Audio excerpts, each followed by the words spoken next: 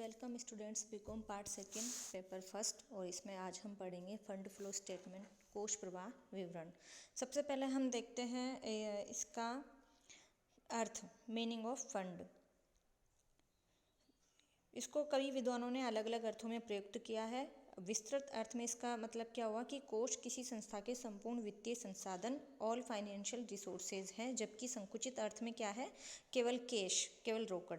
यानी कि कोषों का तात्पर्य रोकड़ या नकद कोषों से लिया जाना उचित प्रतीत नहीं होता है, क्योंकि व्यवसाय में ऐसे व्यवहार भी होते हैं जिनसे नकद कोष प्रभावित नहीं होते, लेकिन फिर भी वे कोषों के आवागमन का कारण बनते हैं। इसलिए विस्तृत अर्थ में कोष मुद्रा में मापन योग्य आर्थिक मूल्यों को व्यक्त करता है, जिनमें रोकड़ कोषों के साथ साथ गैर रोकड़ कोषों यानी कि कैश एंड नॉन कैश कोषों को भी शामिल किया जाता है। मीन्स कोष का आशय व्यवसाय के संपूर्ण वित्तीय संसाधन से हो गया।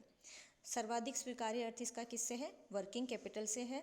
कार्यशील पूंजी चालू दायित्वों पर चालू संपत्तियों का आधिक्य है, और कार्यशील पूंजी को स्वतंत्र या शुद्ध चालू संपत्तियों के नाम से भी संबोधित किया जाता है।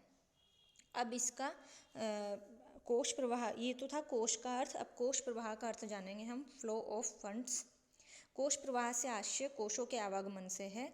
व्यवसाय में कोषों का आवागमन विभिन्न क्रियाओं, व्यापारिक क्रियाओं के फलस्वरूप होता है, व्यावसायिक क्रियाओं के फलस्वरूप होता है। चूँकि कोष प्रवाह में कोष शब्द का प्रयोग शुद्ध कार्यशील पूंजी के रूप में किया जाता है, तो अगर कोई लेन देन होते हैं जिनसे विद्यमान कार्यशील पूंजी में परिवर्तन होता है, तो हम कहेंगे कि कोषों का आवागमन हुआ है। यानी लेन देन के फलस्वरूप विद्यमान कार्यशील पूंजी में वृद्धि होती है, तो कार्यशील पूंजी में होने वाले परिवर्तन या लेन देन के व्यवहारों को कोषों का स्रोत कहेंगे, और अगर कमी आती है तो उसको उपयोग कहेंगे। और अगर अप्रभावित रहती है कार्यशील पूंजी, तो इस प्रकार के लेन देन कोषों को प्रभावित नहीं करते हैं। इसको हम ऐसे समझें कि जो ट्रांजैक्शंस है आपके, उनका ट्रांजैक्शंस, जितने ट्रांजैक्शंस हो रहे हैं उनमें अगर मान लो उन ट्रांजैक्शंस से यानी कि लेन देन से कार्यशील पूंजी में वृद्धि हो रही है, आपकी वर्किंग कैपिटल इंक्रीज हो रही है, तो फिर उसको हम बोलेंगे कि कोषों का स्रोत हुआ है, यानी कि सोर्सेज आपके पास में आए हैं। ठीक है। लेकिन अगर कार्यशील पूंजी में कमी हो रही है, तो फिर उसको हम बोलेंगे कि कार्यशील पूंजी, इसका फंड्स का उपयोग हुआ है, यानी कि हमने इनको यूज़ किया है।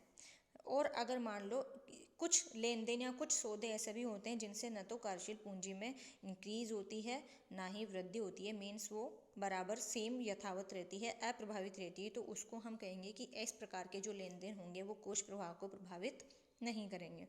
अब बात करते हैं कोष प्रवाह विवरण का अर्थ, meaning of fund flow statement. देखो, हमने फंड का मीनिंग जाना, फंड फ्लो का मीनिंग जाना, और अब हम बात कर रहे हैं फंड फ्लो स्टेटमेंट की।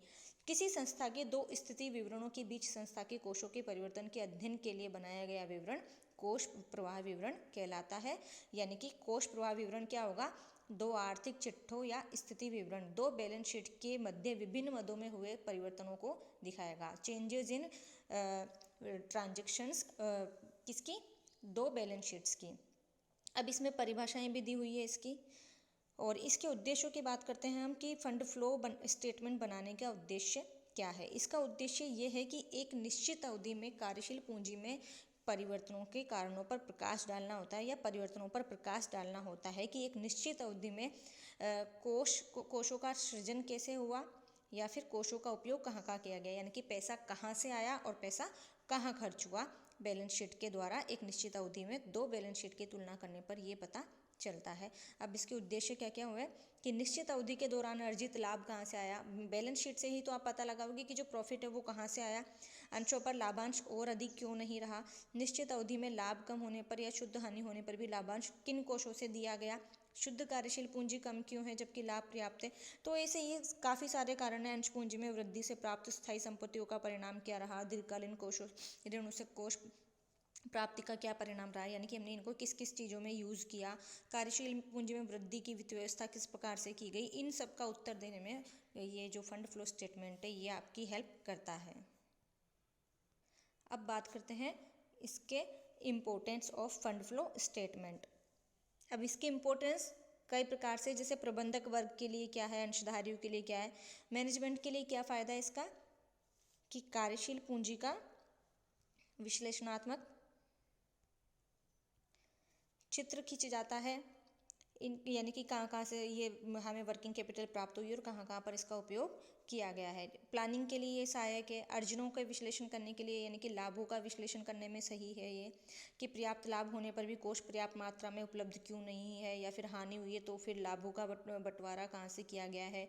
लाभांश नीति के लिए ये ज़्यादा सही के लिए भी सही है कि वर्तमान अर्जनों से अधिक लाभ बांटना कैसे संभव हुआ और भविष्य में इस प्रकार की नीति का क्या प्रभाव पड़ेगा, इनका विश्लेषण इससे किया जा सकता है। कार्यशील पूंजी में कमी के कारणों की जांच की जा सकती है। तुलनात्मक अध्ययन होता है कोष प्रवाह विवरण से।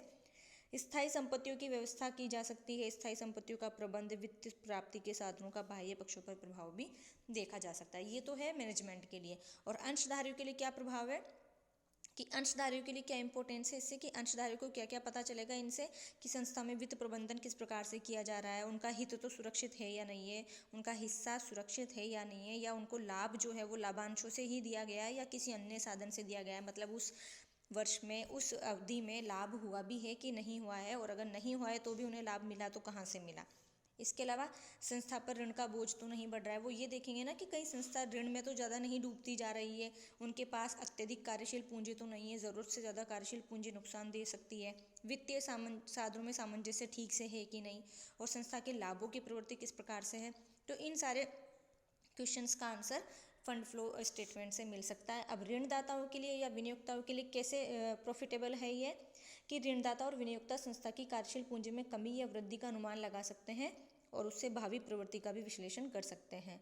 इनके अलावा संस्था की सामान्य क्रियाओं से चालू कोष उत्पन्न करने की क्षमता का अनुमान लगा सकते हैं और देख सकते हैं कि भविष्य में उनके द्वारा प्रदान किए गए ऋण की मूल रकम भी सुरक्षित है भी अथवा नहीं, या ऋण पर जो प्रत्याय यानी कि ऋण पर प्रत्याय क्या मिलता है ब्याज, वो समय पर मिलता रहेगा अथवा नहीं। वित्त के साधनों का विश्लेषण कर सकते हैं वो, और ये अनुमान लगा सकते हैं कि भविष्य में हमें इस संस्था को ऋण देना चाहिए अथवा नहीं। तो ऐसे ये कई क्वेश्चन है जिनका अलग अलग लोगों के लिए अपने अपने महत्व, अपने अपने हित के लिए फंड फ्लो का एक अलग ही स्थान है, अलग ही इम्पोर्टेंस है। उसके द्वारा वे ये डिसीजन ले सकते हैं कि हम इस संस्था में इन्वेस्ट करें तो क्यों करें, या हम इस संस्था को लोन दें तो क्यों दें। प्लस अंशधारियों के लिए भी ये रहेगा कि उन्हें लाभांश मिलेगा भी कि नहीं मिलेगा, कहाँ से मिल रहा है, ये सिक्योर है कि नहीं है दीर्घकाल के लिए। और मैनेजमेंट के लिए भी उनको मैनेजमेंट में लाभांश नीति के लिए, काफ़ी सारी नीतियों के लिए, अपने क्रियाकलापों के लिए इसकी ज़रूरत पड़ेगी। शोधकर्ताओं के लिए किस लिए इम्पोर्टेंट है ये, कि ये संस्था के वित्तीय साधन और उनके उपयोगों का गहन अध्ययन करके संस्था की वित्तीय स्थिति के बारे में निष्कर्ष निकाल सकते हैं। अन्य फर्मों के लिए भी है कि वो अपने प्रबंध की दक्षता का माप भी कोष प्रवाह विवरण से कर सकती हैं और तुलनात्मक अध्ययन से अपने फर्म के बारे में कमियां भी ज्ञात कर सकती है या फिर उनके सुधार के लिए ठोस कदम उठा सकती है। और इनके अलावा अगर वो बेटर है तो वो और ज़्यादा सुधारात्मक प्रयास भी कर सकती है, और ज़्यादा उस अपने अस्तित्व को बरकरार रखने के प्रयास कर सकती है। सरकार के लिए किस प्रकार से है, कि सरकार उद्योगों के संबंध में विभिन्न प्रकार के निर्णय लेती है और उनके बारे में निर्णय लेने में उनको कोष प्रवाह विवरण से सहायता मिलती है। अब बात करते हैं limitations of fund flow statement, इसकी सीमाएं क्या क्या है। ये भूतकाल से संबंधित है, चूँकि ये दो निश्चित अवधियों के मध्य के विश्लेषण से संबंधित है, इसलिए इसमें यह नहीं देखा जा सकता कि भविष्य में किस प्रकार के परिवर्तन होंगे, यानी कि जो हो चुका है ये सिर्फ उसके बारे में दर्शा रहा है। समुचित एवं मौलिक जानकारी प्रदान नहीं होती, इससे कुछ आंकड़ों को पुनः जमा कराकर केवल कुछ सूचना ही उपलब्ध करवाता है। भ्रामक प्रस्तुतिकरण है, केवल कोष प्रवाह की ही जानकारी देता है, रोकड़ स्थिति में परिवर्तन की जानकारी नहीं देता है ये, इसलिए इससे रोकड़ प्राप्ति और भुगतानों का ज्ञान नहीं हो पाता है। इसलिए यदि हम सिर्फ फंड फ्लो स्टेटमेंट के आधार पर कुछ डिसीजन लें या कुछ सूचनाएं एकत्रित करें तो वो ज़रूरी नहीं है कि हमेशा सही हो। इसके अलावा कार्यशील पूंजी के विभिन्न मदों का अलग अलग विश्लेषण करने में भी असमर्थता आती है। अब हम यहाँ बात करेंगे difference between fund flow statement and balance sheet, यानी कि कोष प्रवाह विवरण और स्थिति विवरण में क्या डिफरेंसेस है, क्या अंतर है। अब फर्स्ट है उद्देश्य, कि कोष प्रवाह विवरण का उद्देश्य तो क्या है कि कोषों के स्रोत और उनके उपयोगों की जानकारी प्राप्त करना, यानी कि हमारे पास जो फंड्स हैं उनका हम कहाँ कहाँ यूज़ कर रहे हैं और कहाँ कहाँ से वो हमें प्राप्त हो रहे हैं। जबकि स्थिति विवरण का क्या है कि एक निश्चित तिथि को किसी संस्था की वित्तीय स्थिति की जानकारी प्राप्त करने के उद्देश्य से ये बनाया जाता है। कोष प्रवाह विवरण की विशेष सामग्री 2 लगातार वर्षों की स्थिति विवरण होंगे जिनसे ये पता लगाया जाएगा, और जबकि स्थिति विवरण की विशेष सामग्री खाता बही के वास्तविक और व्यक्तिगत खातों के शेष होते हैं। कोष प्रवाह विवरण डायनेमिक प्रकृति का है क्योंकि यह दो स्थितियों के बीच व्यवसाय की कार्यशील पूंजी में हुए परिवर्तनों के को कोषों के स्रोत एवं उपयोगों के रूप में दिखा रहा है। जबकि स्थिति विवरण स्टैटिक प्रकृति का है क्योंकि एक निश्चित तिथि पर व्यवसाय की आर्थिक स्थिति को प्रस्तुत करता है। बैलेंस शीट क्या करता है, एंडिंग ईयर पे 31 मार्च 2019, 31 मार्च 2020 पर आपकी व्यापार की स्थिति क्या है यही दर्शाएगा। तो वो एक निश्चित स्थिति पर, निश्चित डे पर दिखा रहा है कि आपके व्यवसाय में वर्तमान में ये तो एसेट्स हैं और ये आपके लाइबिलिटीज़ हैं।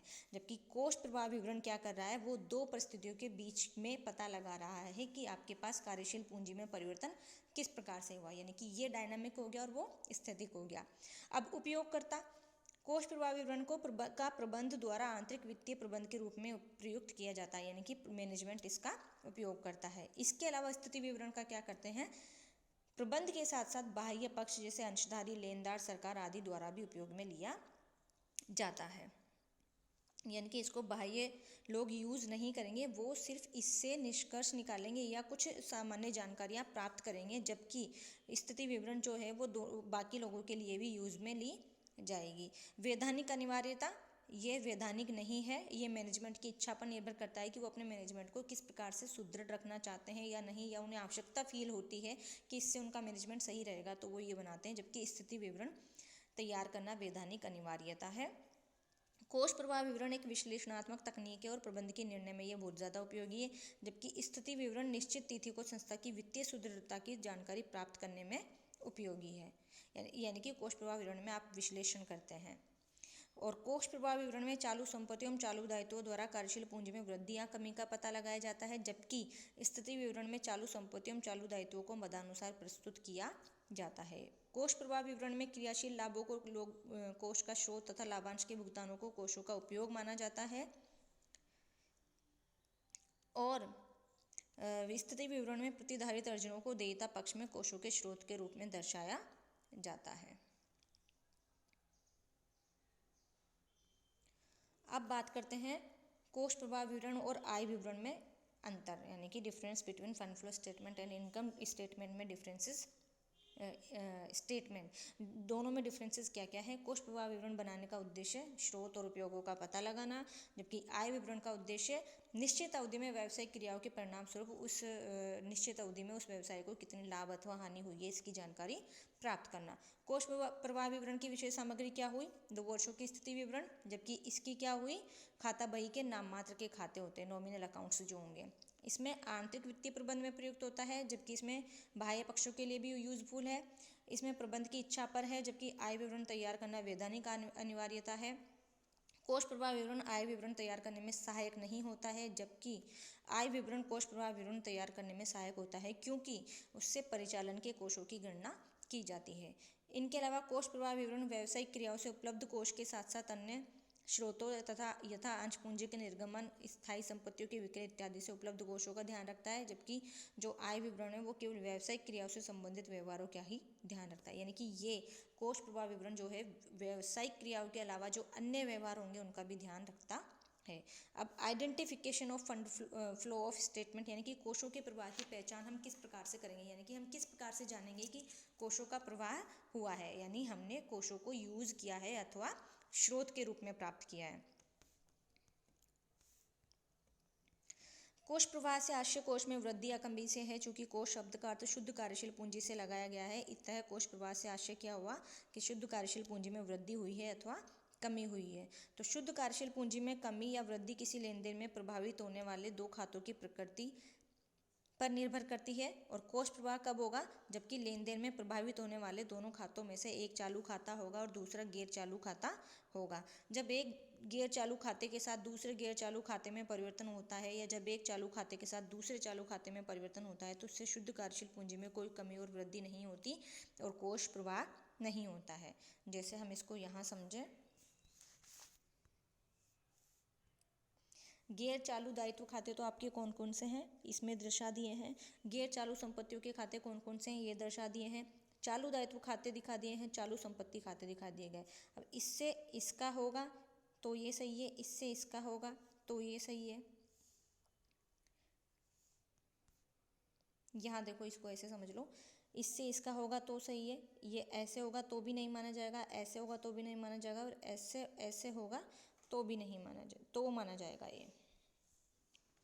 देखो यहाँ देखो, अगर गैर चालू दायित्व और चालू दायित्व के बीच में होता है तो कोष प्रवाह होगा, गैर चालू संपत्ति और चालू संपत्ति में होगा तो कोष प्रवाह होगा,